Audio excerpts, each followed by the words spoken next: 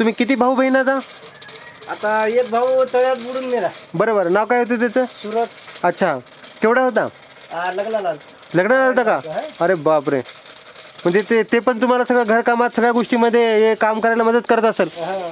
एवढा मोठा माणूस म्हणजे तळ्यात बुडून मेला. बरं बरं. ते 8च्या सुमारात हे झालं. अच्छा. तर ते बिमार लोकांना झाल्यावर मग त्याला काढलं मेल्यावर. बरं बरं बरं. त्याला किती वर्ष झाले असतील घटनेला? त्या घटनेला आता तुम्हाला सांगतो मी, लग्न हो, एक माझी मुलगी होती हां. 2 वर्षाची. बरं बरं बरं. ते लक्ष्मी होते, लक्ष्मीमुळे ते धुणं घेऊन गेली. हां तर त्याला इळे काय जाय म्हणजे ते गेलं नाही. हां. ते धुणं घेऊन आंघोळ करायला तिथं अच्छा अच्छा पलीकडल्या ढवामध्ये त्याला पाहून नव्हतं. अच्छा. ते बुडाले. हो म्हणजे आई बी सांग होते ना. बरं बरं. आई बी होती सांग. आई, अच्छा, आई सोबत होते. हा.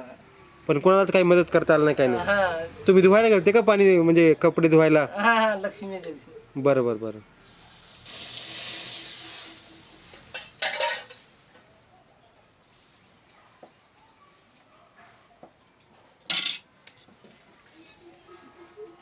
लक्ष्मीमुळेच झालं ते.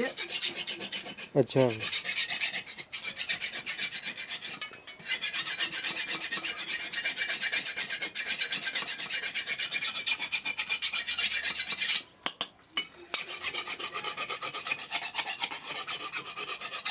माझ्या हातावर 500 मत आहे. बरं बरं बरं.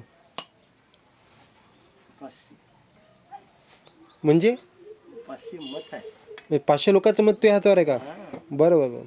मग तर ते आता आपण जर असं गरीब असल्यामुळं आपण दाबून आहो खाली. अच्छा आता आपल्याला कसं आहे, एकच तोंड आहे. अच्छा. कोणी म्हणते नको बा म्हणते, कोणी उचलते, कोणी खाली करते.